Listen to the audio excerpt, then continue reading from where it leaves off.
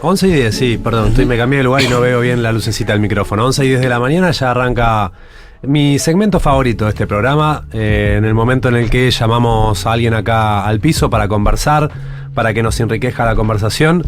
Y hoy es un lujo tener a Alejandro El Pitu Salvatierra. ¿Qué haces, Pitu? Hola, ¿Todo Gaby. bien? Bien, acá estamos. El Pitu es un dirigente político ya a esta altura, ¿no? Porque ya dirigente social, ya cuando te involucras en la política dejas en un punto de serlo. Dirigente barrial, yo creo que ya trascendió esa categoría.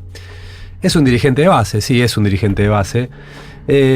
Además, por supuesto, ustedes saben, los que escuchan Futurock, es columnista de Segurola en La Semana y es panelista de Duro de Domar. Un momento de inserción total, de pitufacización de los medios de comunicación. Sí.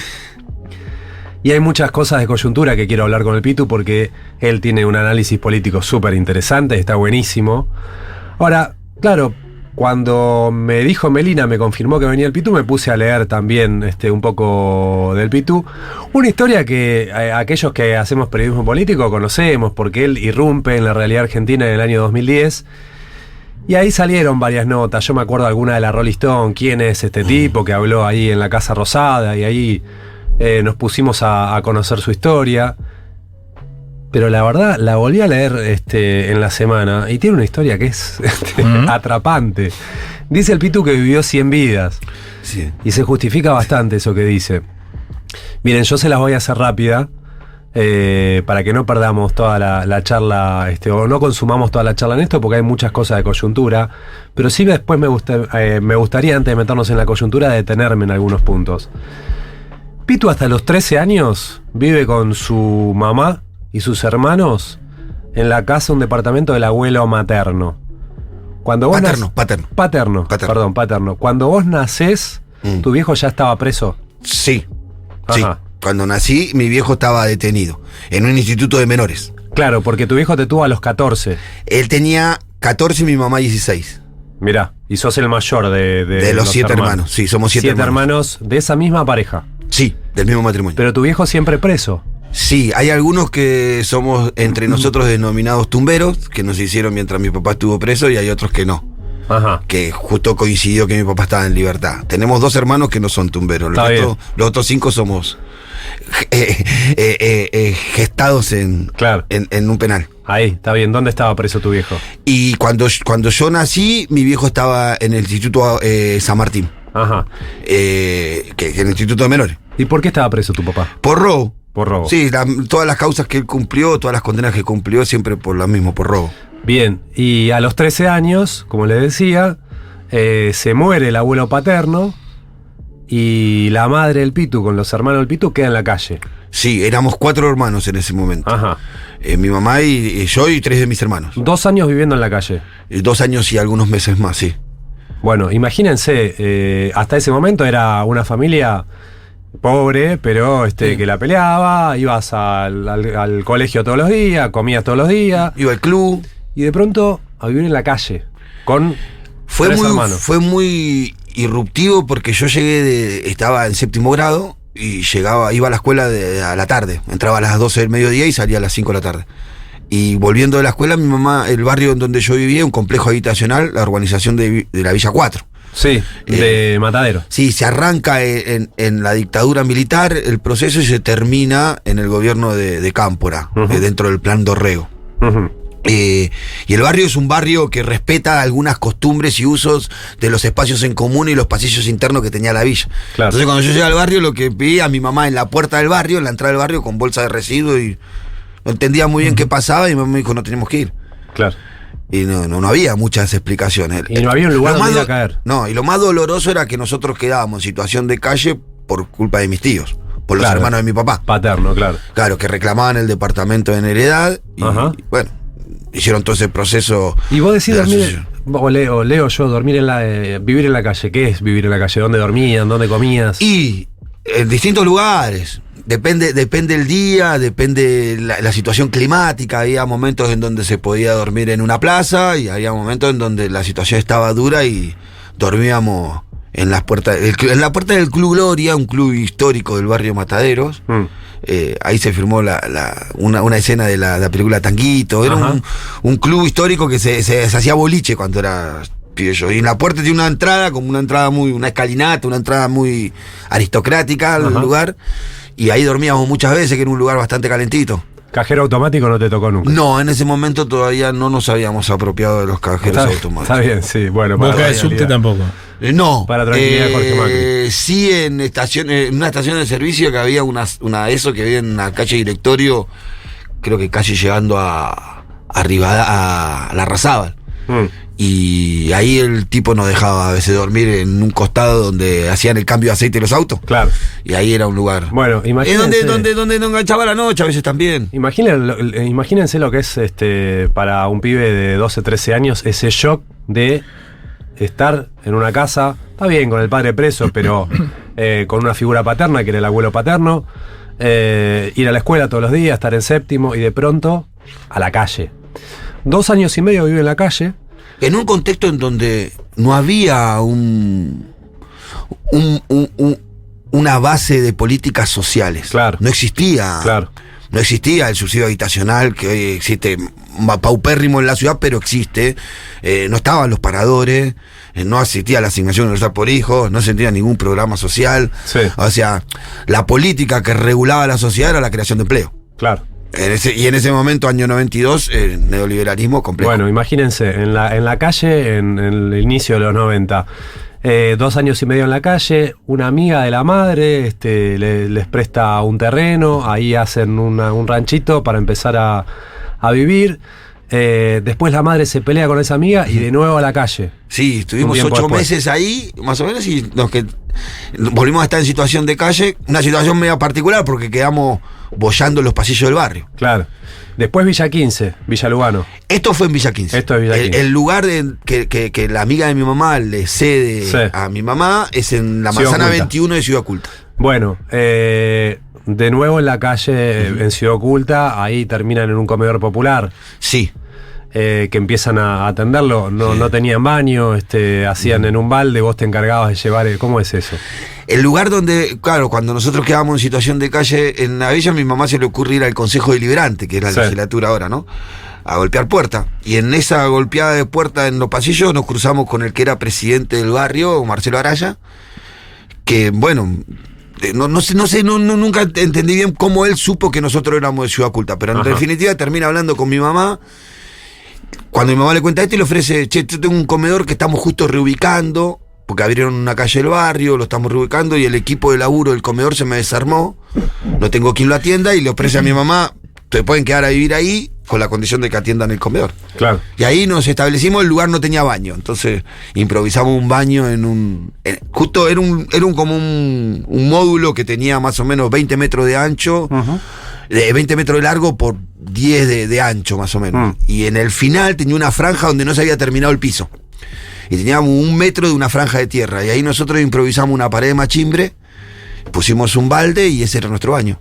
Y sí, era el encargado de vaciar el balde, que era una situación compleja, porque encima donde yo vaciaba el balde era justo donde al costado paraba con mis amigos todo el día.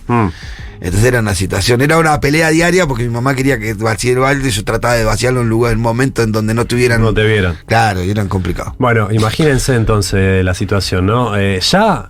Con que cuente eso solo basta para que sepamos que tuvo una vida muy dura, que está muy alejada al menos de lo que es mi experiencia y de la de muchísimos, supongo la gran mayoría de los que los escuchan.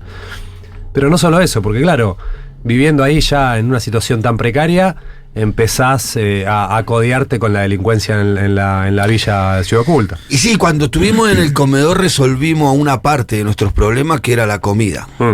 Pero no teníamos resuelto más nada que la comida. O sea, claro. Mis hermanos no tenían zapatillas, no iban a la escuela. Siempre volvimos, yo tenía un solo pantalón vaquero y un pantalón corto en ese momento. Lavaba el vaquero y andaba un día y medio en pantalón corto. Porque ¿Y acá ya habías dejado la secundaria? Sí, nunca la arranqué porque en el proceso yo justo iba a entrar encima estaba inscrito en el Casal Calviño, una escuela técnica ahí de Parque Avellaneda, y la cerraron. Claro. Bastante coherente con la época, ¿no? Para que era una escuela técnica en un momento. Fíjense lo que era esto, pero claro, después se empieza a codear con la delincuencia en la villa, ¿quién no caería en la delincuencia en una situación así? Digo, cuando hablan de la meritocracia, cuando hablan de la gente que elige el mal camino, escuchame, sos un pibe de 15 años y viviste en la calle, todo un quilombo, tenés 4 hermanos, 5, no sé cuántos eran. En ese momento ya éramos 5. Y claro que estás ahí a merced de caer en la delincuencia. Más en esos años.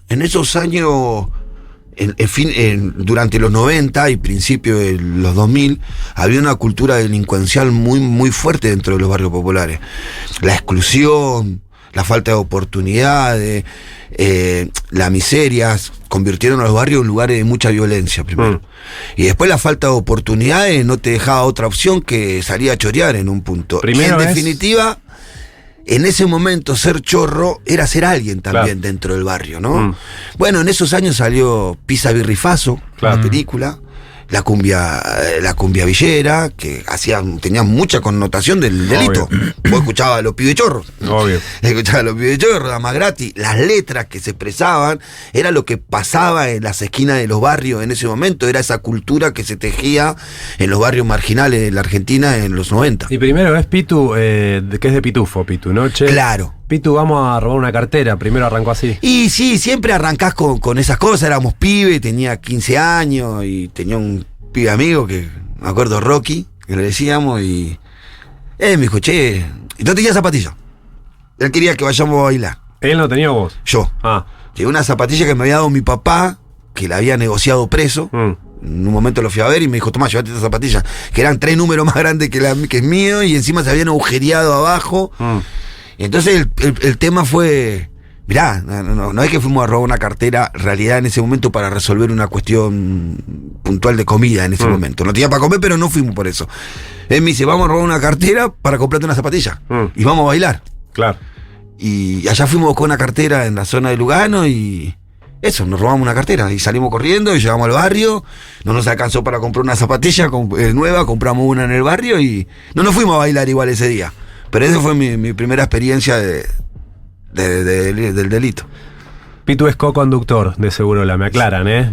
Seguro que mi amiga es Julia. Sí, tu amiga. Está bien, perdón. Se está escuchando, ¿no? Perdón, Julia. Que es culpable de todo esto que está pasando. Lógico. La primera responsable de este presente. Sí, solamente a Julia se le podía ocurrir que yo podía estar al lado de ella conduciendo un programa, aportando eso, y eso trajo un montón de otras cosas. Pareciera que a los de C5N tampoco les pareció mala idea. Pero porque me escucharon acá. Claro, sí. Por eso, digo, me voy a meter en el presente de Pitu, que me parece que es fascinante. Pero para los que no tienen tan presente la historia, vale la pena recorrerla para saber cómo llega hasta acá. Primero una cartera. Bueno, después la droga. Sí, después otra cartera, después otra cartera, y llegó un momento en donde, ya esto no da para seguir haciendo. Apareció un fierro, me acuerdo, un 32, me acuerdo cómo apareció. No teníamos bala, así que dijimos, bueno, vamos igual. Y nos robamos una carnicería. Lo primero que me robé con un arma fue una carnicería. Esa sí tenía más. Me estaba más preocupado por llevarme la carne que por otra cosa. ¿Volviste? Volví a buscar la carne, sí. Y y volví, metí carne en una bolsa y se la llevé a mi vieja, me acuerdo. Sí. Que mi vieja, por supuesto, lo recibió con una mala onda, me sacó cagando. Ah, sí. Sí, mi mamá, una mujer muy cristiana, sufrió mucho por las andadas de mi viejo. Y por las andadas mías más todavía. Porque las madres sufren por su marido, pero más sufren por sus hijos. Claro. Sabía dónde estaban metiéndome y a dónde iba a terminar, siempre lo supo. Intentó todos los días de su vida sacarme de ese mundo, pero bueno, yo también tenía mis cosas. ¿Pudiste haber muerto en esos choreos? Sí, claro, muchas veces. Tengo 5 disparos en el cuerpo. Tengo una bala alojada en la cintura que no me la pueden sacar, porque si me la sacan sufro muchísimo dolor de cintura, muchísimo. La tengo ahí, no la puedo tocar. Tengo un tiro que me bandió la pierna izquierda, que casi que no me reventó la aorta porque fue por casualidad. Tengo un tiro en la espalda que me sacaron el plomo hace un año me sacaron el plomo que tenía acá porque ya me molestaba. Y tengo otro tiro que me cruzó la mano. ¿Y eso de la policía o de quién? De la policía. Sí, de todos los tiros de la policía. 2 de los 5 fueron en el hecho por el cual caí preso la última vez, que el robo de una joyería. Ajá. Me fui del lugar cuando... Estamos hablando del 2001. Esto ya era 2001, mediados del 2001. Más o menos agosto del 2001, yo ya venía con un derrotero de muchísimos años de vivir en ese mundo.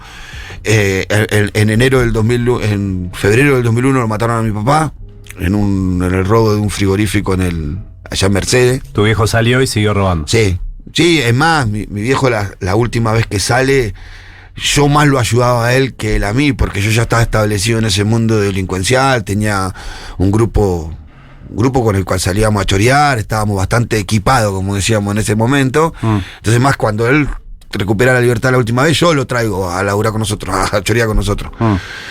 Algunas veces vino con nosotros, después se desprendió solo, no le gustaba mucho andar conmigo, y bueno, en una de esas cuestiones, un día a la mañana me llamaron por teléfono, lo estaba esperando yo. Teníamos la idea de comprar un Renault 19, me acuerdo.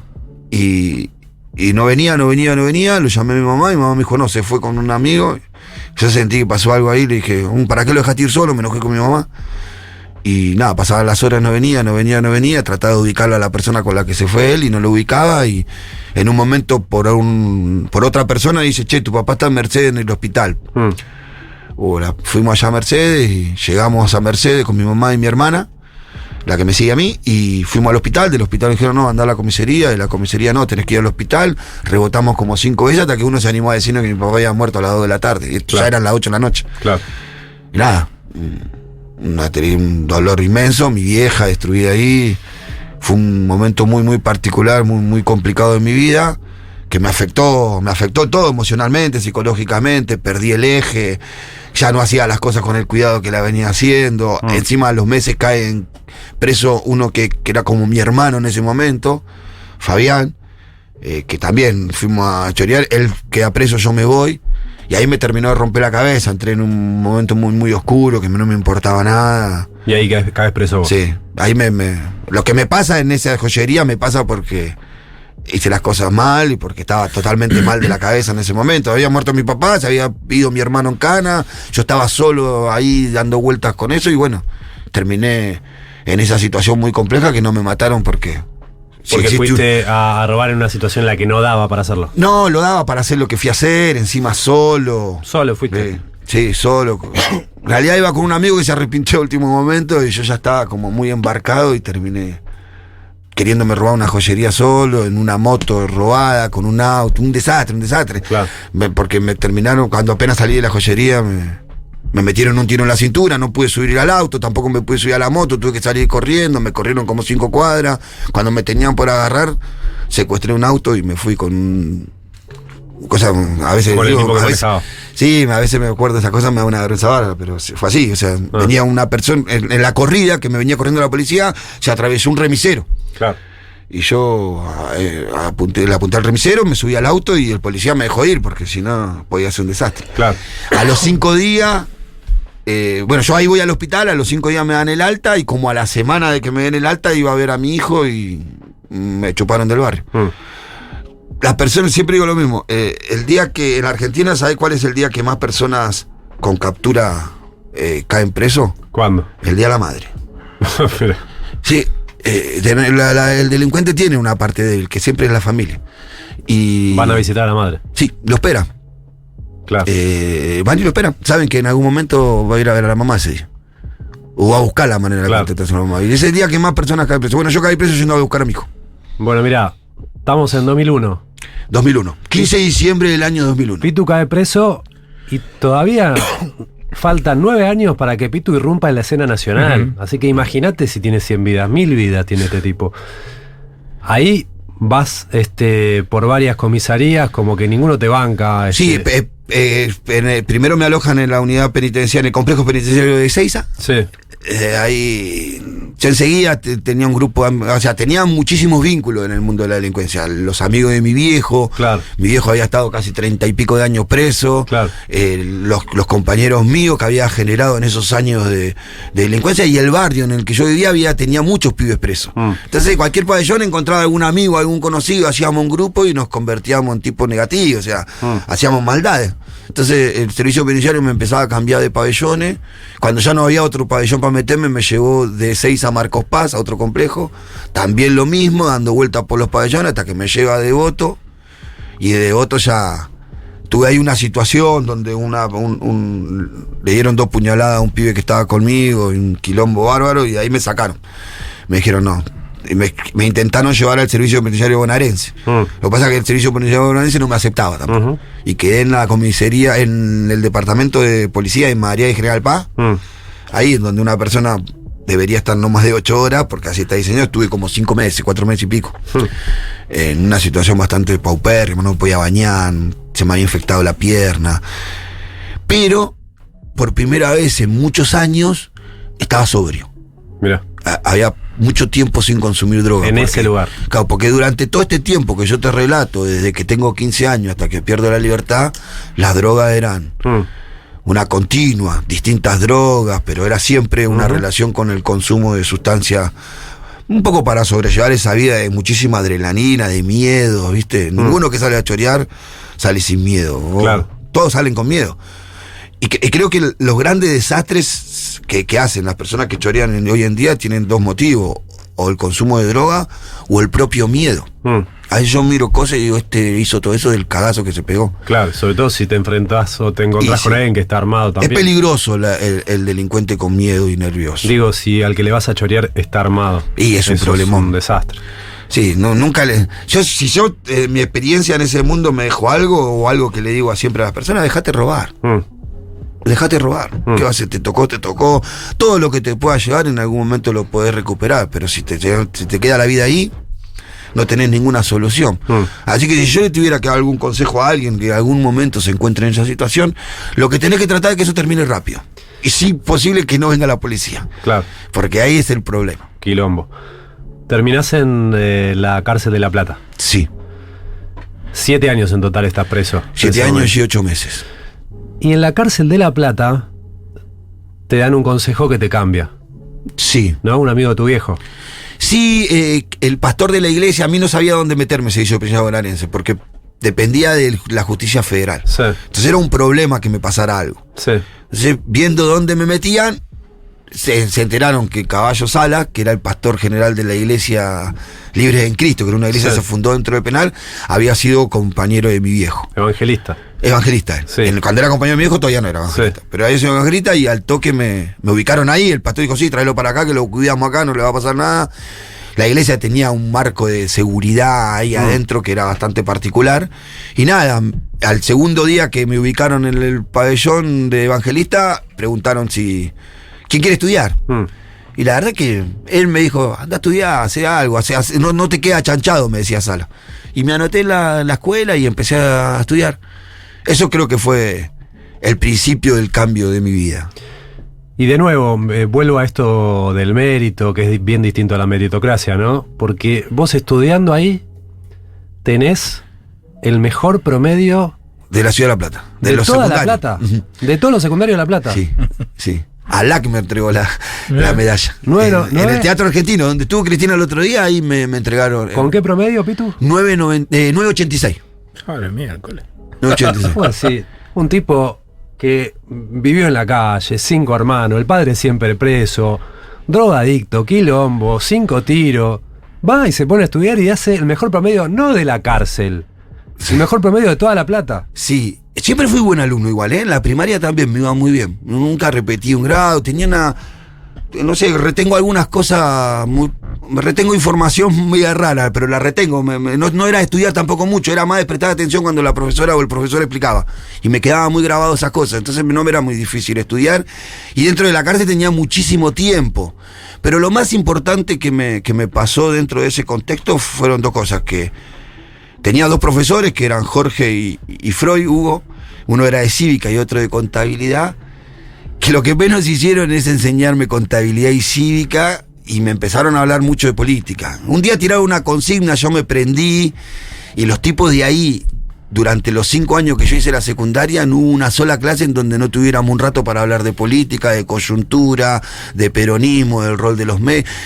Jorge me hablaba del rol de los medios cuando acá nadie hablaba del rol de los medios. Y yo no entendía lo que me decía, lo entendí después. los intereses de los medios. Para mí Santo Biasati, siempre digo, era el defensor de pobres y ausentes, era el tipo que había denunciado el menemismo, lo que no sabía que había sido socio hasta la denuncia del menemismo, ese medio, ¿no? Y algunos medios de comunicación. Y empecé a entender el rol un poco más de los intereses que se juegan detrás de esas cosas, por ejemplo, ¿no? Me hablaron de peronismo, de una sociedad más igualitaria, de qué pasa cuando no hay oportunidades. Empecé a entender un poco también qué me pasó a mí en ese proceso. Y otra de las cosas fundamentales fue la lectura. Ellos me inculcaron mucho leer. Leer a mí me cambió la vida, porque antes de que yo fuera a la cárcel no podía sostener una conversación con Bonnie de 15 minutos. Era muy básico mi vocabulario, mi pensamiento y todo eso. La lectura me dio palabras, las palabras me permitieron volcar en ello muchas cosas que me pasaban, que antes por ahí las expresaba a través de la violencia o de otras cuestiones. Entonces, en definitiva, la educación me abrió la puerta a leer y la lectura me hizo un tipo menos violento, no tengo duda. Qué espectacular eso. Leí ese dato y me parece increíble, que la educación no es solo que te hizo un tipo, instruido, que puedes hablar de cualquier cosa, sino que te hizo menos violento. Y cuando vos contás estas cosas, vos ponés en las palabras, ¿cómo puedo decir? Vos ponés tus emociones también, esa palabra, las evacuás, las largás, sí. Sentís que lo comunicás, es distinto. Es distinto. Bueno. Muchas veces los pibes, yo noto eso de los pibes del barrio, que tienen muchas cosas para decir y no saben cómo decirlas. ¿Y eso se traduce en violencia? Y muchas veces sí. Sí. O al menos es el ámbito en donde más cómodos se sienten, ¿no? Más habitual están. Vos fijate, no te digo que en todos los casos vaya a ser así, pero como un tipo que estaba a cierta edad ya parecía un caso perdido, termina por medio de la educación reformando su vida y siendo casi otra persona. Me parece increíble. Bueno, como les decía, el Pitu sale de la cárcel en el 2008, 2010 recién lo conocemos públicamente, y esa ya es una historia más conocida, pero quería hacerles este recorrido porque valía mucho la pena para saber bien con quién estamos hablando, desde qué lugar Pitu dice lo que dice, desde qué historia, y está bueno hacerlo. Y en esta coyuntura, ¿qué, Pitu? ¿Vos seguís viviendo en Ciudad Oculta? En Ciudad Oculta. Sí, es mi barrio, es el lugar. Aunque no nací ahí, creo que es mi lugar en el mundo. Ya te podrías ir. Podría haberme ido. Sí, hoy quizás si tomara la decisión, acomodando algunas cosas, podría irme a alquilar algún lugar, en otro lugar. Tuve la posibilidad de hacerlo en otros momentos, donde estuve mejor económicamente inclusive.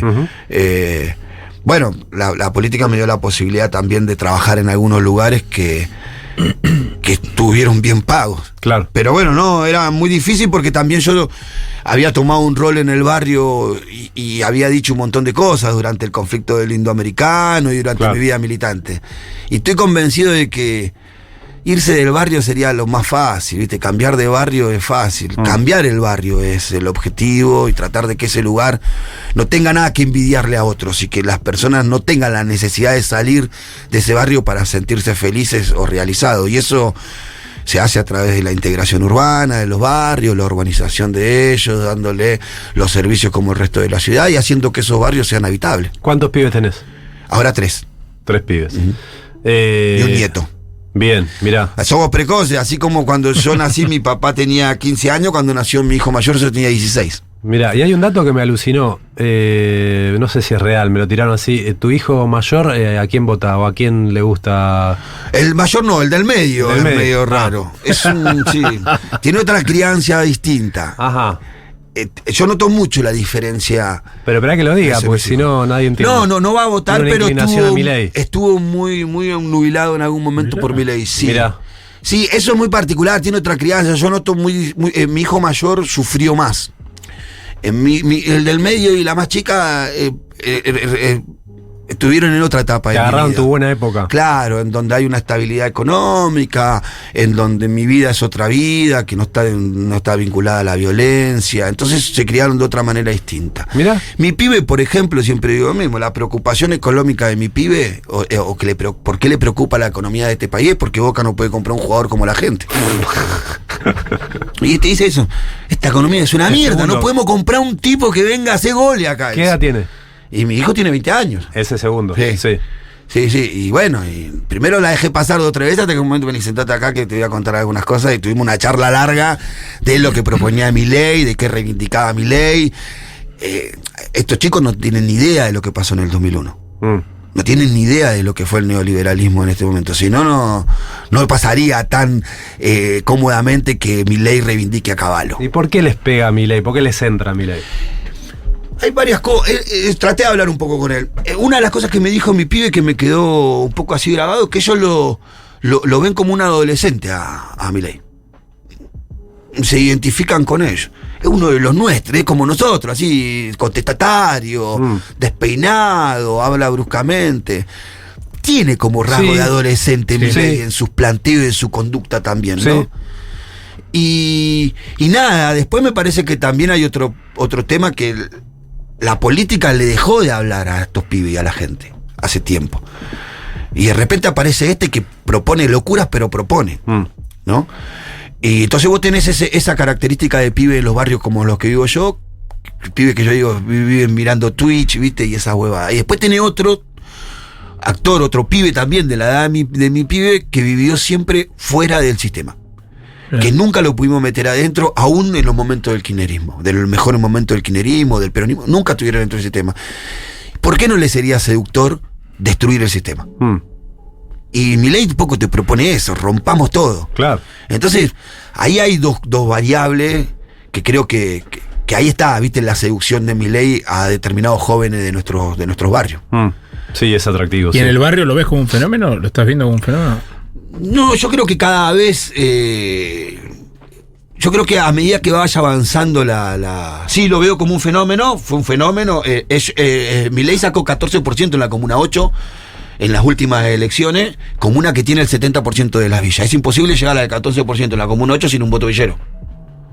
Y sin un voto de los sectores populares. Los complejos en la Comuna 8 están el 70% de la villa y los 3 complejos habitacionales más grandes de la ciudad de Buenos Aires. Lugano Unido, Piedrabuena y todo el conglomerado que está Copelo y todos esos monobloques que están al costado de la Richeri. Es el nicho de la pobreza más dura de la ciudad de Buenos Aires. Y ahí el tipo sacó 14%. Sí, es un fenómeno. Fue un fenómeno. Creo que se va a ir acomodando en la medida que él tenga que cada vez ir hablando y que nosotros también cumplamos nuestro rol de traducir eso, ¿no? De traducirle y de explicarle a la sociedad, a mis vecinos, a mi gente, qué es lo que realmente propone Milei y a dónde nos llevaría la propuesta de Milei. Creo que tenemos una ventaja, ahí está diciembre de 2001, que puede ser un eje de debate en estos días para... ¿La serie? Sí, aunque por ahí un poco lavadita, podés tener una crítica, pero pone en el centro de la escena una discusión fuerte y desnuda un poquito qué fue el neoliberalismo, qué proponía Cavallo, cómo se terminó desencadenando el 2001. Y me parece que es un debate interesante para dar con nuestros jóvenes de hoy, que les queda muy lejos eso. Me imagino que te debe resultar más fácil decirles por qué no Milei a decirles por qué sí. Sí, claro, es dificilísimo. Porque aparte, sí, insisto, no le estamos hablando a la sociedad. No. Estamos hace muchísimo tiempo inmiscuidos en nuestras propias internas, en nuestras discusiones palaciegas. Yo no encontré un solo vecino de mi barrio o de los barrios que camino que esté preocupado por quién va a encabezar la lista. Mirá. De verdad. Excepto los politizados, nosotros que vivimos en este mundo, sí, la rosca nos gusta, ¿viste? ¿Cómo va? ¿Dónde va a terminar todo esto? Pero a la gente de a pie le interesa muy poco. Por eso tenés el nivel de indecisión que te muestran las encuestas. La gente no está pensando en eso. Lo va a definir a último momento, me parece, la gran mayoría del voto. ¿Y cambia que sea Guado, Massa, Axel, cambian algo? Y sí, cambia un poco la construcción de la campaña, de lo que querés decir. A mí me cambia, no sé si a la gente le cambia tanto. A mí me cambia, pero no sé si a la gente le cambia tanto, la verdad. Para vos, ir con un candidato moderado, nuevo, que no reivindica los logros históricos del kirchnerismo, que no fue parte siempre de eso, es más complejo para armar el discurso. Sí, claro. Sí, yo creo que el kirchnerismo es esencial y necesario para construir una alternativa política en la Argentina del sector del campo nacional y popular. No se puede prescindir del kirchnerismo. Creo que tampoco nos alcanza solo con eso. Recuperando tu historia, me acuerdo también de una anécdota que contás de cuando tu vieja te lleva a la cárcel una chomba nueva. Bueno, esas son cosas que a la derecha, que a los sectores... Julia se va a enojar porque hay muchas más razones razonables para votar al peronismo que las emocionales, pero las emocionales pesan mucho en esto. A mí me pesa mucho. Y es algo que inclusive nadie puede mensurar cuando habla del peronismo, habla del kirchnerismo. A mí me ata el kirchnerismo, aparte de un proyecto de país, de una propuesta de país, cosas que son muy sanguíneas. Que mi vieja, que nunca fue nadie, que no terminó la primaria, que trabajó siempre limpiando pisos ajenos, que su tarea, siempre digo, ella era mucanguera.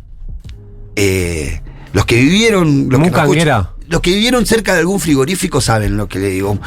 Nosotros que nacimos en Matadero, en el mercado de Hacienda, rodeado de miles de frigoríficos, había gente que limpia los frigoríficos. Todavía lo sigue haciendo.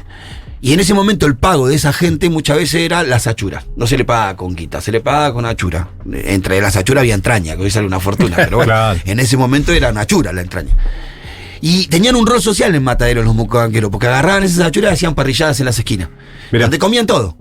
Entonces los mucangueros eran muy conocidos en Matadero. Más, la primera unidad básica que nosotros inauguramos en una organización que era muy chiquita, que teníamos nosotros, se llamaba Los Mucangueros.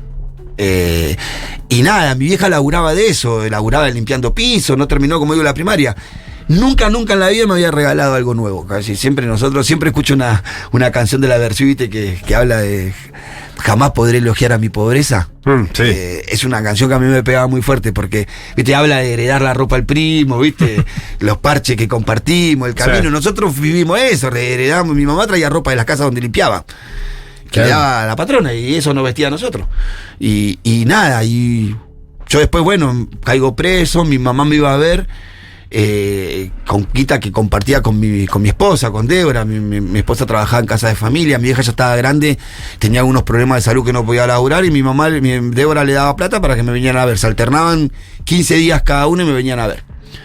Y un día cayó mi mamá con una remera de una marca que se usaba en ese momento, nueva.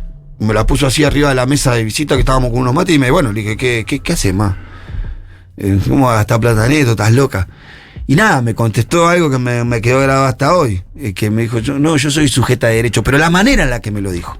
Claro. ¿Qué es eso? Y me contó de que, bueno, nosotros sabíamos, ella había estado inscripta en la pensión de madre de 7 hijos, pero el mecanismo previo a Néstor era que se moría uno para acceder a otro. Uh-huh. Entonces, se tenían que morir millones de personas para que mi mamá accediera a la pensión. Comúnmente no pasaba eso. Pero bueno, Néstor cambia eso y lo consagra como un derecho de las personas, la pensión de madre de 7 hijos, y mi mamá accede a la pensión. Y lo que le reflejó en la cara en esa visita a mi mamá, me enamoró del kirchnerismo. Me enamoró, de verdad. O sea, hubo como una... ¿La sentiste reconocida por primera vez? Se sentía alguien por primera vez, sí. En la cara había un resplandor de alguien que por primera vez sentía que se era alguien, que tenía un derecho, que algo se le reconocía. Y nada, ¿cómo no enamorarte de un proyecto que genera eso en la cara de tu mamá? Nada, en ese momento yo creo que le juré fidelidad eterna al kirchnerismo. Está buenísimo. Nos llegan un montón de mensajes, ¿se imaginan cómo estaban los mensajes explotados ahora? Celebrando la charla con Pitu, por ejemplo, de Cecilia Dománico, escuchando al Pitu, viví mi infancia en La Matanza en los 90, no sobraba nada, pero había casa, comida, ropa y colegio.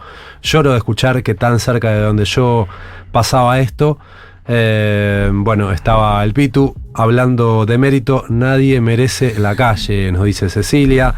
Pitu, contalo de tu psicóloga que también es hermoso, dice María Paz Rodríguez. Bueno, no, eso más tiene que ver con mis adicciones, con Liliana. Yo, bueno, todo este tiempo viví muy rodeado de las adicciones, y cuando recuperé mi libertad, que empecé a desarrollar mi vida militante, que fue un cambio muy rotundo, igual tenía tenía problemas de adicciones. En el 16 caes de nuevo detenido. Sí, caigo preso, con tenencia de droga, con la mala suerte que justo estaba del juzgado de Bonadío de turno. Así que caigo yo a 2 semanas de los bolsos de López, un quilombo, justo caigo ahí, y me tuvieron por 2 porros y un papel de cocaína como un mes preso. Y salí porque empezaban a hacer ruido los medios, y todavía estaba preso si era por Bonadío. Y nada, bueno, estaba luchando con mis adicciones, la verdad que tenía... Muy raro porque me iba muy bien en todo, Y sin embargo yo lidiaba con eso, que era llegué a bajar muchísimo de peso, me quedaba todas las noches, fumaba pasta base, Paco.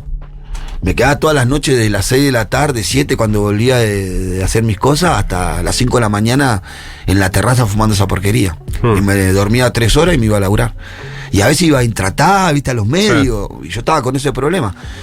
Y no podía resolverlo, empecé a rebotar por todos lados, tratando de buscar alguna solución, internándome, saliendo, hasta que encontré a Liliana, una psicóloga que me ayudó muchísimo, porque una de las cosas principales que me hizo comprender es que me merecía lo bueno que me pasaba, que no había motivo para autoflagelarse por lo bueno que me pasaba, como que yo estaba esperando que era lo malo que iba a pasar en ese contexto de no aceptaba que vinieran todas buenas y a mí me venían siempre malas. Entonces como que en mi cabeza funcionaba que algo malo iba a pasar y yo usaba mis propias adicciones y mi flagelo para que eso sea lo malo, inconscientemente. Y en un momento empecé a aceptar de que la vida sí me podía ser favorable, de que podía tener otros colores, que lo bueno que me pasaba también me lo merecía y me lo había ganado. Y creo que ese fue el clip fundamental para salir de las adicciones. Claro. ¿Y cómo vivís este presente? Que, bueno, sos conductor acá, panelista en un programa súper visto en la televisión. Sí, se ve muchísimo, duro. Me imagino que te deben reconocer ahora mucho más por la calle. Bastante más, sí, bastante más. En algunos ámbitos, tampoco no es que por la calle voy y que la gente me para sacarse fotos, pero en algunos ámbitos, sí. Por ejemplo, el otro día fuimos a la presentación del libro de Borrón y... Sí. Y claro, fue un desastre. O sea, claro. Vamos a sacar una foto, el pito. ¿Y qué onda? ¿Cómo te llevas con todo eso? No, me pone re mal. Sí, me da vergüenza. Sí, me da vergüenza, principalmente. Me da vergüenza cuando empieza, viste, que ese es el pito. Viste, que empiezan allá, dije, chao, cagué. Pito, y una más vinculada a la política. Si tuvieras la oportunidad de sentarte con Cristina, con Massa, con Máximo, ¿qué les dirías sobre cómo ordenar un poco esto? Sí, en confianza diría, che, dejémonos de romper la bola y empecemos a hablarle a la gente. Me parece que la gente necesita escuchar qué le proponemos de nosotros desde el peronismo. ¿Qué le vamos a proponer a esta gente? Hay como un mecanismo montado en donde están los medios, están sectores de la oposición política y actores de distintos lados de la sociedad argentina que parecieran que tienen como objetivo el desánimo de la población. Yo entiendo que ellos quieren convencer a la gente de que de acá se sale con ajuste, con menos salario, con sufrimiento, con lágrimas de sangre, para después poder justamente tener el marco para hacer lo que vienen a hacer, ajustar y destruir nuestro país. Y creo que nosotros tenemos la obligación de mostrarle que hay otra salida, que hay otra alternativa. Primero reconociendo lo que nosotros hicimos mal. Creo que necesitamos hacer ser sincero con la población y reconocer nuestros errores, ser autocrítico, decir, estuvo mal lo que pasó, flaco, estuvo mal que las discusiones del espacio que gobierna fueran tan a cielo abierto, las cosas que se dijeron, las cosas que se hicieron, nos impidieron construir gestión, construir política de Estado que resolvieron los problemas de la gente. Entonces tenemos que reconocer primero eso y después me parece que hay que empezar a hablarle a la gente. Decirle cómo se sale acá. De acá no se sale con ajuste, de acá se sale con más inversión pública, de acá se sale con más Estado, de acá se sale con más salario, no se sale de esa manera. De acá se sale sacándose de encima el Fondo Monetario Internacional por un tiempo para poder crecer y para poder vivir mejor y pagar como tiene que ser. Que ya se hizo en este país. Ya Néstor lo dijo, los muertos no pagan. Y eso hay que volver a construir esa relación, ese oxígeno que necesitamos por unos años para poder desarrollar políticas de Estado que vayan acomodando las variables que más les importa a la gente, que tiene que ver con llegar a fin de mes. Pitu, muchas gracias por haber venido. Gracias a vos. Gracias, en serio.